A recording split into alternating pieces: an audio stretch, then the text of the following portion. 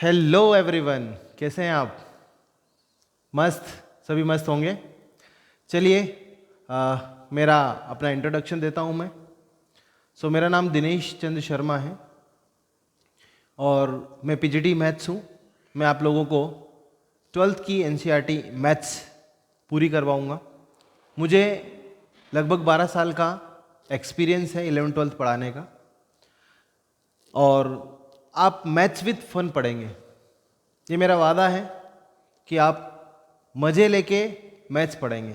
जो मैथ्स का जो फोबिया है आपके माइंड में, वो फोबिया दूर हो जाएगा, ठीक है। और सबसे इम्पोर्टेंट चीज़ कि 12th बहुत इजी है, बहुत मस्त है। उसको मस्ती की तरह पढ़िए, मज़ा आ जाएगा, ठीक है।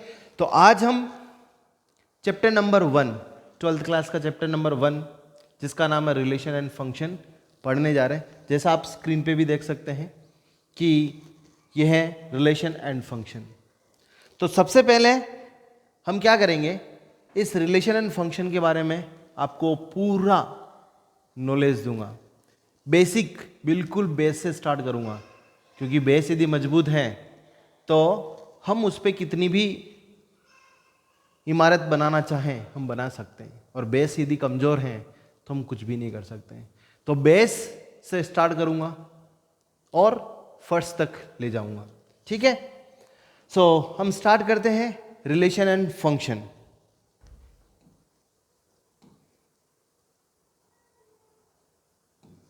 देखिए, हमारा जो टॉपिक है चैप्टर नंबर 1, जिसका नाम है relation and function. Relation and function, ये टॉपिक तो है 12th क्लास का, लेकिन आपने 11th में भी इसको पढ़ा है, ठीक है। तो मैं 11th से आपका बेस क्लियर करता हूं, मजबूत करता हूं। तो मैं 11th में आपको ले चल रहा हूं। यदि आपका 11th का बेस कमजोर भी होगा तो भी आप अच्छे से इस चैप्टर को परफॉर्म कर पाएंगे। और मेरे एक्सपीरियंस है, मैं जिस स्कूल में पढ़ाता हूं, जिस कोचिंग पे पढ़ाता हूं, उसमें लगभग इस टॉपिक को मैं 5 या 6 बार पढ़ाता हूं, तब जाके बच्चों को समझ में आता है। तो मेरा वीडियो बनाने का मोटिव भी यही है कि यदि बच्चों को समझ में ना आए तो बार बार इस वीडियो को देखें और बहुत प्यार से इस चैप्टर को करें।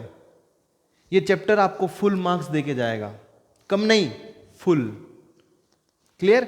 मैं बिल्कुल आपको आहिस्ता धीरे धीरे समझाता हूं, ठीक है। सबसे पहले रिलेशन एंड फंक्शन में सबसे पहले हम रिलेशन की बात करेंगे। किसकी बात करेंगे? रिलेशन की। रिलेशन की सबसे पहले बात करेंगे। रिलेशन की बात करने से पहले हम सेट्स पढ़ेंगे, क्योंकि ये चैप्टर 11th में सेकंड है। फर्स्ट चैप्टर क्या है? सेट थ्योरी है। क्या है? Set theory. तो relation and function depends on set. किस पे डिपेंड करता है? सेट पे डिपेंड करता है। सेट पे डिपेंड करता है। सबसे पहले सेट पढ़ना पड़ेगा, फिर हम रिलेशन एंड फंक्शन के बारे में पढ़ेंगे, ठीक है। क्लियर है? तो एक चीज और है, मेरा एक फंडा है पढ़ाने का, एक तरीका है। हर एक टीचर का तरीका अलग अलग होता है। तो कोई भी सब्जेक्ट आप पढ़ें, कोई भी टॉपिक आप पढ़ें, सबसे पहले क्या करें? जो भी आप टॉपिक पढ़ रहे हैं, उस टॉपिक के बारे में 3 क्वेश्चन अपने आप से पूछें। पहला, उस टॉपिक का क्या मीनिंग है? उस टॉपिक के अंदर क्या है? और तीसरी चीज बहुत इंपॉर्टेंट, उस टॉपिक को हम डे टू डे लाइफ में कैसे यूज कर सकते हैं, कैसे यूज कर रहे हैं और कैसे यूज कर सकते हैं। यदि ये 3rd पॉइंट आपका क्लियर होगा तो दोस्तों यकीन मानिए कि मैथ्स को रटना नहीं पड़ेगा। समझ लिया मतलब खत्म। सारे क्वेश्चन, कोई सा भी क्वेश्चन आए आपके जीवन में, सब क्वेश्चन आप सोल्व कर पाएंगे, क्योंकि हमें पता है एनसीईआरटी, आरडी और कुछ बुक आर.एस. अग्रवाल सारी करने के बाद भी मुझे एक्सपीरियंस है कि पेपर में एक ऐसा क्वेश्चन आता है जो हमसे नहीं होता है। क्यों नहीं होता है? क्योंकि हमारा बेस कमजोर है। तो मैं आपको बेस मजबूत करने वाला हूं आज। क्लियर? तो चलिए सेट के बारे में पढ़ते हैं। सेट क्या होता है? Set is nothing, set is a collection of well defined objects. Set is a collection of well defined objects. जैसे हमने क्या कर दिया कि सारी वेल डिफाइंड ऑब्जेक्ट्स का कलेक्शन किया, जितनी भी चीजें हमने इकट्ठी करी है उनमें कुछ न कुछ कलेक्शन है, कनेक्शन है, उसको क्या बोलते हैं अपन? सेट बोलते हैं। जैसे एग्जाम्पल के थ्रू मैं बताऊंगा। जैसे for example set of natural number, set of real number, set of whole number, यूं कह सकते हैं set of schools, set of capitals of states. Clear? ये सारे सेट्स कहलाते हैं। सेट का मतलब well defined objects are called set. मतलब जो भी आपने कलेक्शन किया है चीजों का, उनमें कुछ न कुछ कनेक्शन होना चाहिए। ऐसा नहीं कि हमने हाथी कर लिया, घोड़ा कर लिया और आदमी कर लिया, ये सेट नहीं है। क्लियर? तो सेट के बारे में आपको समझ में आ गया होगा, क्योंकि ये ब्रीफ दे रहा हूं मैं, 11th नहीं पढ़ा रहा हूं मैं, ब्रीफ दे रहा हूं। ठीक है? तो सेट का मतलब क्या हो, क्या डेफिनेशन दी मैंने आपको कि सेट का मतलब होता है well defined objects are called set. Set is written by capital alphabets. For example A से हमने इसको लिख दिया और करली ब्रेसेस ब्रैकेट से हम लिखते हैं। For example A, E, I, O, U, ये एक तरह से सेट ऑफ वोवेल्स है। तो सेट के बारे में आपको एक्सप्लेनेशन मिल गया होगा, आपको समझ में आ गया होगा कि सेट क्या है। Set is a well defined objects are called set. Set को हम कैपिटल अल्फाबेट से रिप्रेजेंट करते हैं और करली ब्रेसेस ब्रैकेट में हम इसको इनक्लोज करते हैं। क्लियर? अब ये सारे एलिमेंट्स हैं सेट के। Clear? A, E, I, O, U are the elements which are belongs to A. हम ऐसा लिख सकते हैं इसको, A belongs to A, E belongs to A, I belongs to A. ठीक है? ऐसा कह सकते हैं O belongs to A, U belongs to A. यदि मैंने लिखा P does not belongs to A, does not belongs to कैसे लिखेंगे? इस तरीके से लिखेंगे। तो आपको क्लियर हो गया होगा। क्लियर? अब जो काम की चीजें हैं 11th की, वही मैं आपको बताऊंगा यहां पर। सबसेट, सेट के बाद क्या आता है? सबसेट। सबसेट क्या होता है? देखो, साधारण बोलचाल की भाषा में हम बात करते हैं तो सबसेट का मतलब होता है इस सेट के कुछ या सारे एलिमेंट लेके नया सेट बनाता हूं, तो that new set is known as subset of old set, and old set is a super set. For example, मैंने लिखा बी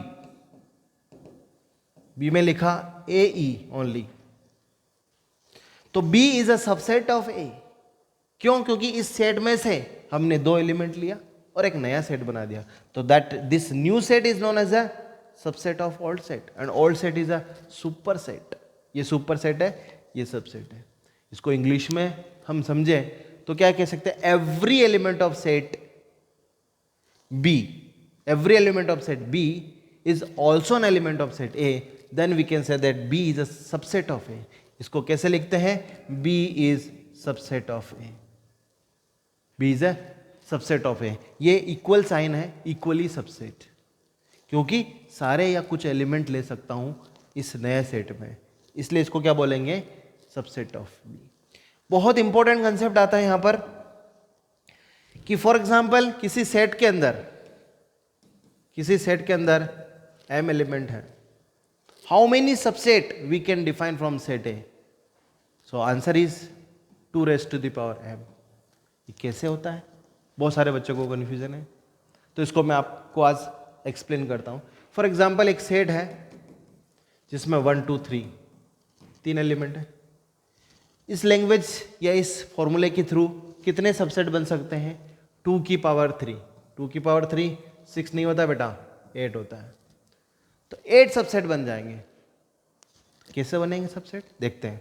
देखिए, हम बना सकते हैं 1, हम बना सकते हैं 2, हम बना सकते हैं 3, हम बना सकते हैं 1 और 2 दोनों को ले लिया, हम बना सकते हैं 1 और 3,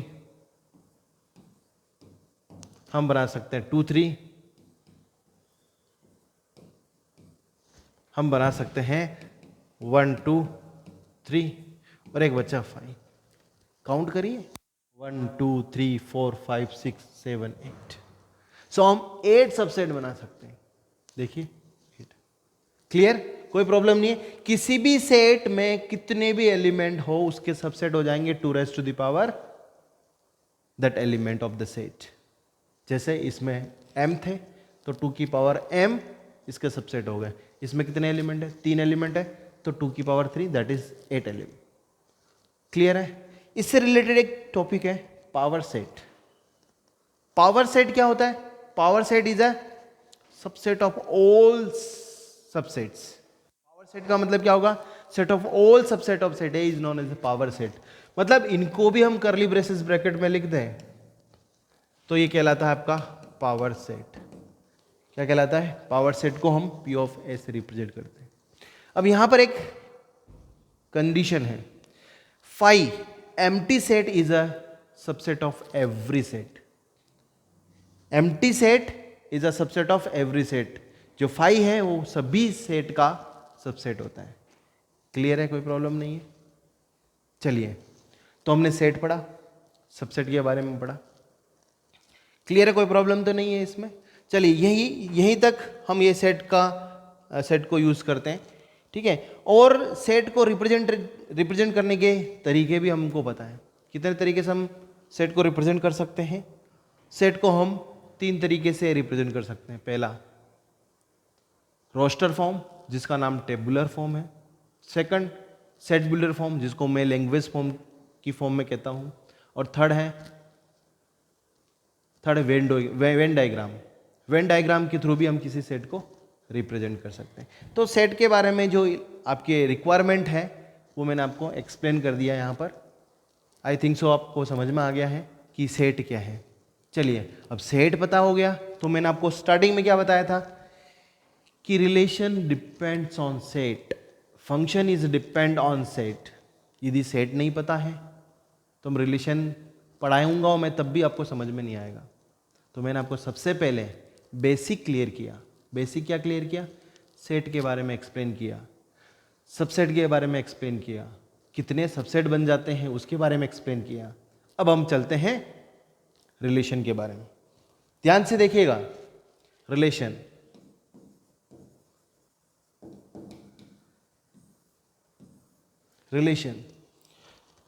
रिलेशन को पढ़ने से पहले भी हमें कुछ टॉपिक और क्लियर करने पड़ेंगे। पहला टॉपिक है इसका ऑर्डर्ड पेयर। ऑर्डर्ड पेयर बेटा ये थ्योरी है, बट थ्योरी को यदि आपने अच्छे से समझ लिया तो मेरी गारंटी है एक मार्क्स नहीं जाएगा, आपको full out of full marks मिलेंगे इस चैप्टर में। क्लियर? सो ऑर्डर्ड पेयर क्या होता है? बहुत सिंपल, बहुत सिंपल। सिंपल कैसे? 2 एलिमेंट को हम फिक्स कर देते हैं। 2 element are listed in fix order is known as order pair. जैसे एक लाइव एग्जांपल दूं, हमारी क्लास में मैंने 2 बच्चों को फिक्स कर दिया, बेटा राम यहां बैठेगा, श्याम यहां बैठेगा। दैट मीन्स क्या हो जाएगा? उन दोनों की शीट फिक्स हो गई। इसका मतलब वो ऑर्डर पेयर कहलाएंगे। ऑर्डर पेयर को हम जनरली इस ओपन ब्रैकेट से रिप्रेजेंट करते हैं। एक छोटा सा हम एग्जांपल लेते हैं, एक्स कॉमा वाई। ये क्या है? एक्स कॉमा वाई क्या है? Is the coordinate of a point in Cartesian coordinate system. So the best example of the ordered pair is coordinate of a point in Cartesian coordinate system. क्या होता है Cartesian coordinate system? देखिए simple है, बिल्कुल घबराने की कोई बात नहीं है। देखिए एक्स कोमा वाई, कहने का मतलब क्या होता है? Distance from Y axis and distance from X axis is known as a coordinate of a point. So ये डिस्टेंस फिक्स है, ये डिस्टेंस फिक्स है, मतलब वाई एक्सिस से जो डिस्टेंस होगी उसको एक्स कोऑर्डिनेट बोलेंगे और एक्स एक्सिस से जो डिस्टेंस होगी उसको वाई कोऑर्डिनेट बोलेंगे। ये फिक्स है। एक्स कोऑर्डिनेट को फर्स्ट पोजीशन पे लिखेंगे और वाई कोऑर्डिनेट को सेकंड पोजीशन पे लिखेंगे। इसको बोलते हैं first component of order pair और वाई को बोलते हैं second component of order pair. Clear है? सो आपको आई थिंक सो समझ में आ गया होगा। ऑर्डर पेयर का मतलब क्या होता है? two element are listed in fixed order. Two element are listed in fixed order is known as a order pair. और सबसे बेस्ट एग्जांपल है ऑर्डर पेयर का coordinate of a point in Cartesian coordinate system. Clear है, कोई problem नहीं है. चलिए आगे का टॉपिक है हमारा Cartesian product of sets.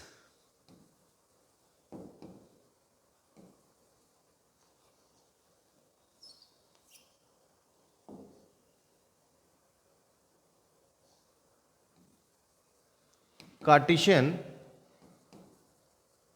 Product of sets. थोड़ा सा इसको एक्सप्लेन कर रहा हूं. दो सेट्स हैं, let A and B two non empty sets. Let A and B two non empty sets. हमने क्या लिया, एक सेट लिया ए, एक सेट लिया B, non empty sets. Non empty means empty नहीं होना चाहिए, उसमें कुछ न कुछ एलिमेंट जरूर होना चाहिए.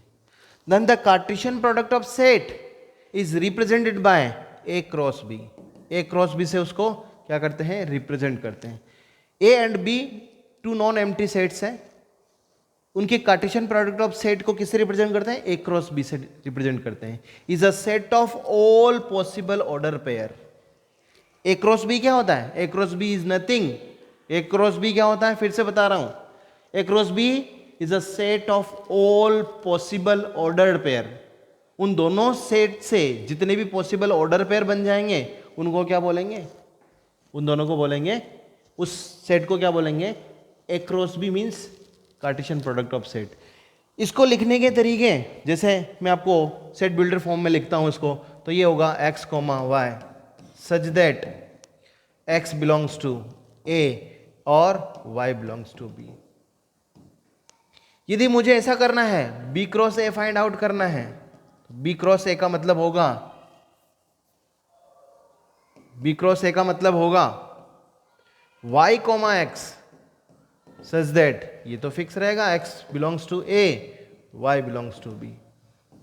तो बेटा आपको समझ में आया हुआ कि कार्टेशियन प्रोडक्ट ऑफ सेट क्या होता है, ऑर्डर्ड पेयर का सेट. जितने भी उन सेट से पॉसिबल ऑर्डर पेयर बन जाएंगे उनको बोलेंगे कार्टेशियन प्रोडक्ट ऑफ सेट्स. अब A cross B is a set. मैंने आपको पहले भी बताया सेट को कितने तरीके से रिप्रेजेंट कर सकते हैं, हम तीन तरीके से तो कर ही सकते हैं. पहला रोस्टर फॉर्म या टेब्यूलर फॉर्म, दूसरा सेट बिल्डर फॉर्म या language form, third Venn diagram. लेकिन दो मेथड और जुड़ जाते हैं. क्यों, क्योंकि ये ऑर्डर्ड पेयर है. ये सेट किसका है, साधारण सेट नहीं, it is a set of ordered pair. तो दो मेथड और जुड़ जाते हैं. तो fourth method is lattice form and fifth method is arrow diagram. सबसे ज्यादा यूज जो आने वाला है roster form, tabular form, set builder form और एरो डायग्राम. ये तीनों को हम ज्यादा यूज करेंगे.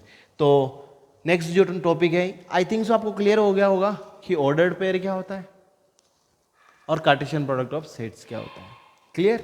अब हम आगे पढ़ते हैं representation of A cross B.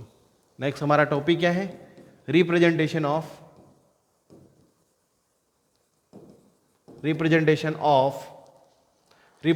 Of A cross B. यानी कि किसी भी कार्टेशियन प्रोडक्ट ऑफ सेट्स को रिप्रेजेंट करने का जो तरीका है, मेथड्स हैं, उसको हम पढ़ते हैं.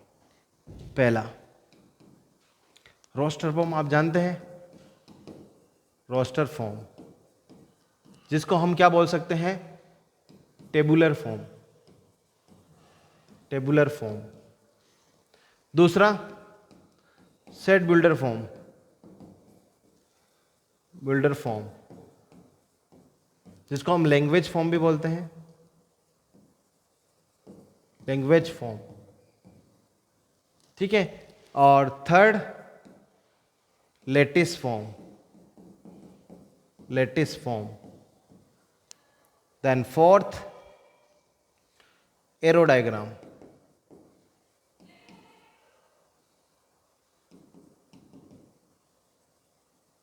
Arrow diagram. Clear. Arrow diagram.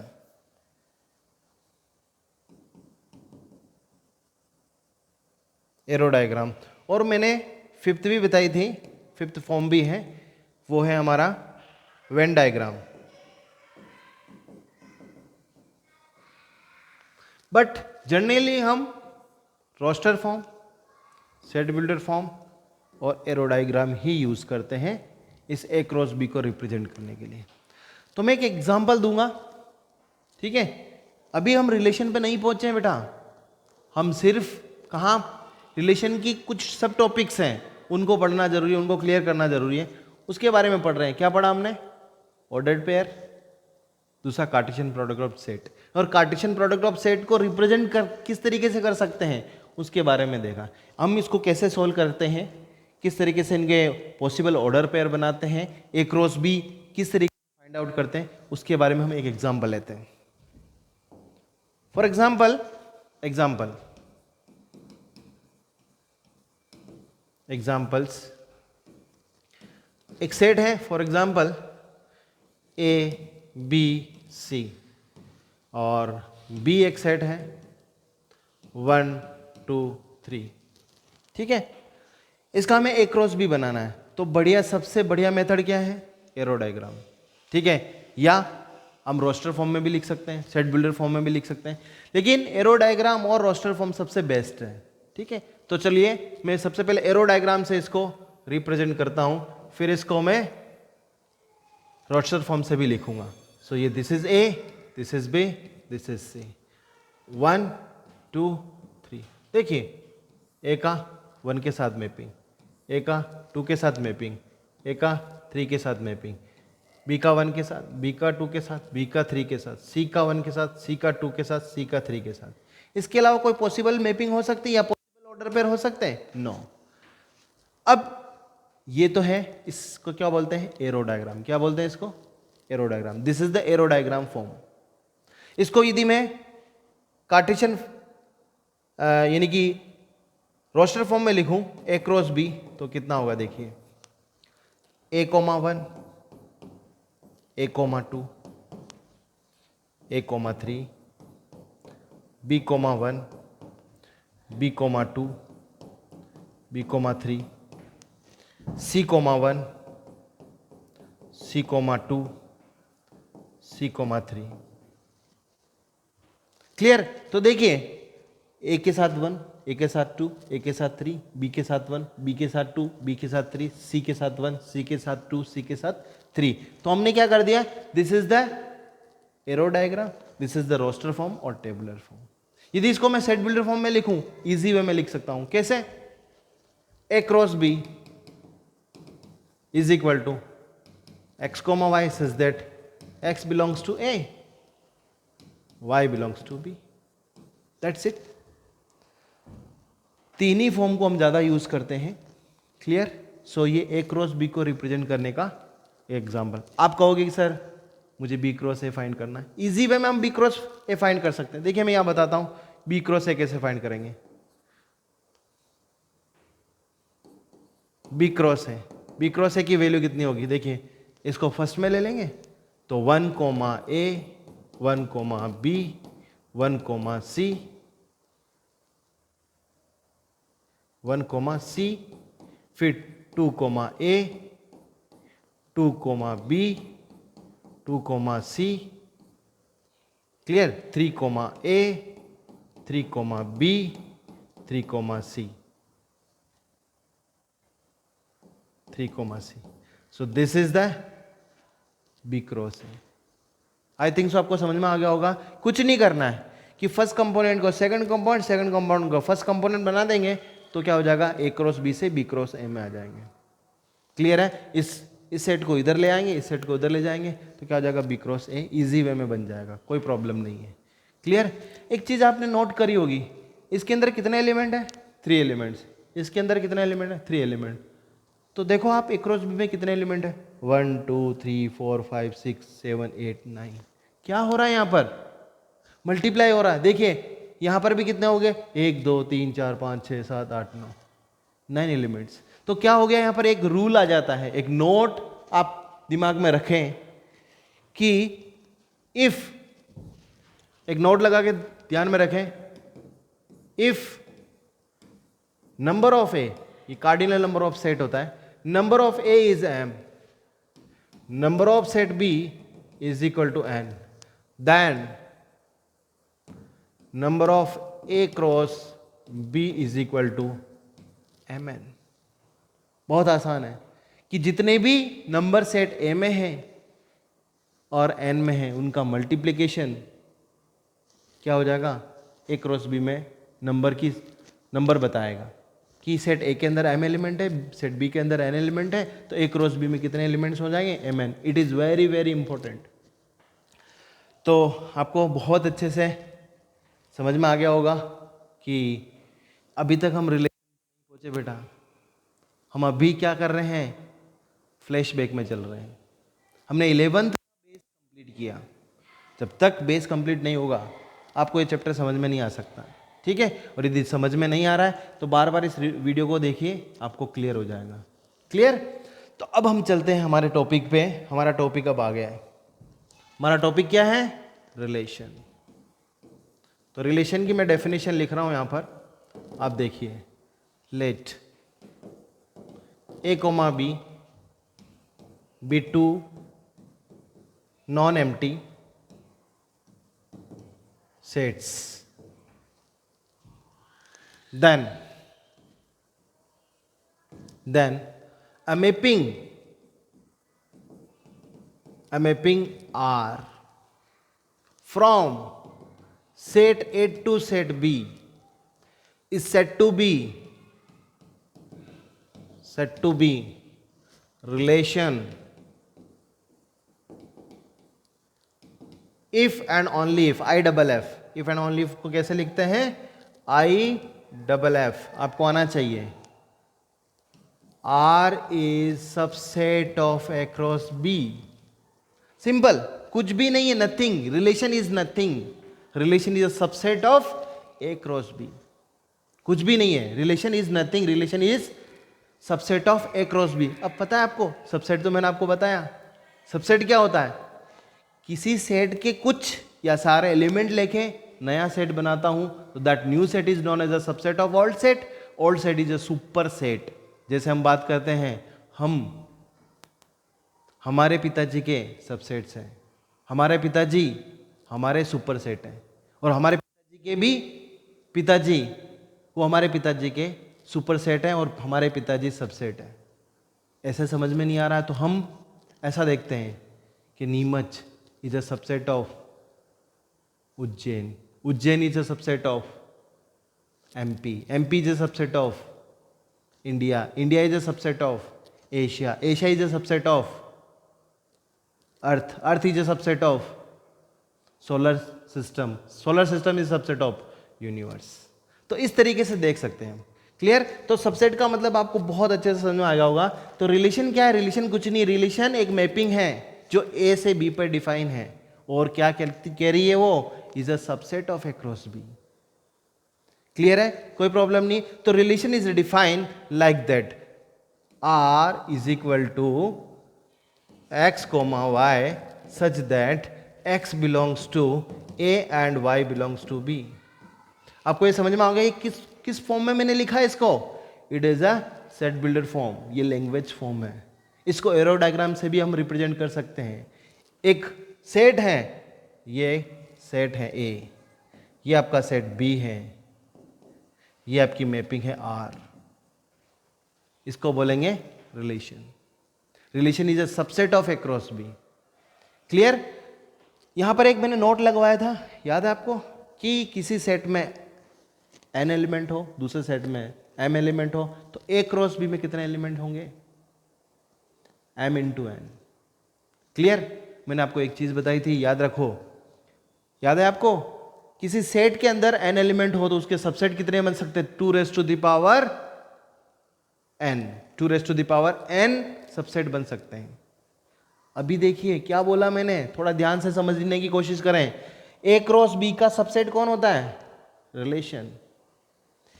यदि सेट a के अंदर n एलिमेंट है, सेट b के अंदर m एलिमेंट है, तो a क्रॉस b में तो mn एलिमेंट हो गए। अब एक सेट के अंदर mn एलिमेंट हो गए, उसके कितने सबसेट बना सकता हूं, 2 raise to the power mn। जितने तरीके से जितने तरीके से हम सबसेट डिफाइन कर पाएंगे उतने तरीके से हम रिलेशन डिफाइन कर पाएंगे। जितने इसके सबसेट होंगे उतने के उतने इसके रिलेशंस हो जाएंगे, हम इतने रिलेशंस डिफाइन कर पाएंगे। क्लियर है? एक चीज और बताता हूं मैं, रिलेशन एक सेट है। Relation is a set of order pair. इस रिलेशन में किस टाइप के एलिमेंट्स होंगे? ऑर्डर पेयर टाइप के एलिमेंट होंगे। किस टाइप के एलिमेंट होंगे? ऑर्डर्ड पेयर टाइप के एलिमेंट्स। मैंने आपको ए क्रॉस बी को रिप्रेजेंट करने का तरीका बताया था। कितने तरीके थे हमारे पास? 5। कौन कौन से? Roster form, tabular form, set builder form, language form, arrow diagram, lattice form और हमारा वेन डायग्राम। हमने ज्यादा कौन सा यूज किया? हम ज्यादा यूज कौन सा करने वाले हैं? Roster form, tabular form, set builder form और एरो डायग्राम। तो सेम एज रिलेशन, जितने तरीके से हम ए क्रॉस बी को रिप्रेजेंट कर सकते हैं उतने तरीके से हम रिलेशन को भी डिफाइन कर सकते हैं, रिप्रेजेंट कर सकते हैं। तो रिलेशन को डिफाइन करने के भी 5 तरीके हैं, लेकिन यूज कौन कौन से करेंगे? Roster form, tabular form, set builder form और एरो डायग्राम। क्लियर? तो आई थिंक सो ये आपको समझ में आ गया होगा। यहाँ पर एक नोट में लिख के बता रहा हूँ आपको, तो उस नोट पे थोड़ा सा ध्यान दीजिएगा, ठीक है? Note,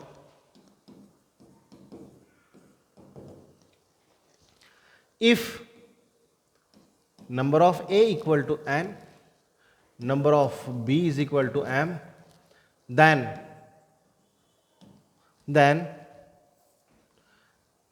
number of A cross B is equal to mn, then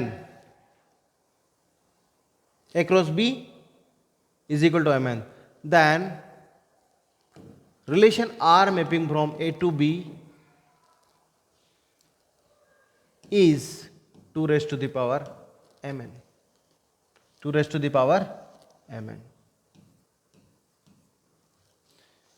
So number of relation from set A to set B is 2 raised to the power mn. ये क्या कहलाएगा? Number of relation. क्या कहलाएगा? Number of relation. Number of relation,